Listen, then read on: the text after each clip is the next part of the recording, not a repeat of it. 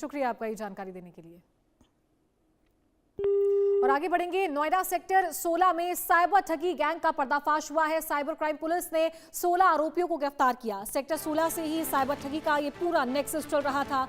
विदेशी नागरिकों को निशाना बनाया जाता था। हैकिंग और डेटा चोरी कर ये लोग डर दिखाते थे। ठगी का डर दिखाया जाता था। स्क्रीन शेयरिंग ऐप से कंप्यूटर का एक्सेस लेते थे।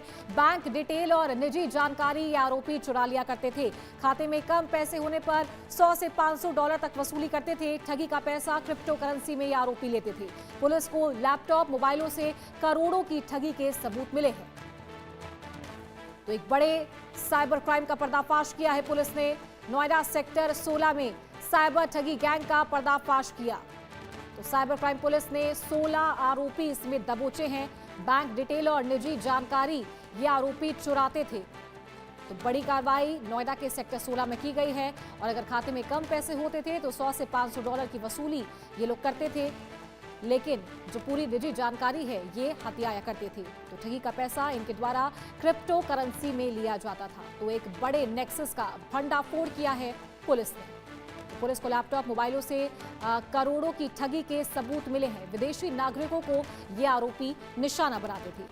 तो नोएडा सेक्टर 16 में ये साइबर ठगी गैंग सक्रिय थी, जिस पर बड़ी कार्रवाई पुलिस के द्वारा की गई है। ये तस्वीरें आप देख सकते हैं। ये जो बॉक्सेस यहाँ पर रखे हैं इन सब में तमाम वो मोबाइल फोन्स हैं और कई चीजें जो इनके पास से बरामद हुई है।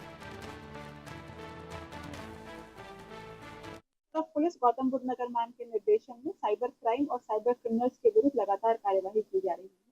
इसी अभियान के तहत थाना साइबर क्राइम पुलिस द्वारा एक कॉल सेंटर का पर्दाफाश किया गया है और 16 अभियुक्तों को गिरफ्तार किया गया है।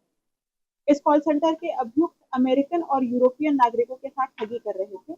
ये विभिन्न मल्टीनेशनल कंपनीज के कस्टमर केयर अथवा टेक सपोर्ट बनकर पेड एड्स चलवा रहे थे और जब कोई नागरिक टेक सपोर्ट के लिए सर्च करता था उसको ये पेड ऐड का नंबर डिस्प्ले होता था। इस पेड ऐड पर कॉल करने पर कॉल इन लोगों के सिस्टम पर लैंड करती थी और फिर वो उसको डराते थे कि आपका सिस्टम हैक हो गया है या आपका डेटा चोरी होने वाला है।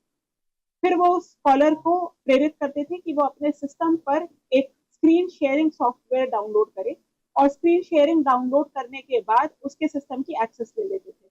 उसके पश्चात उसकी स्क्रीन को ब्लैंक करके वो कन्विंस कर देते थे कि उसका सिस्टम हैक हो चुका है। क्रिप्टो वॉलेट्स के बारे में हम लोग को जानकारी मिली है। इन क्रिप्टो वॉलेट्स के लिए हम लोगों ने सीजर की रिपोर्ट भेज दी है। इसके अलावा हम लोग ये भी जानकारी कर रहे हैं कि क्या इन क्रिप्टो वॉलेट से संबंधित कोई बैंक अकाउंट है जिनको हम लोग फ्रीज कर सकते हैं।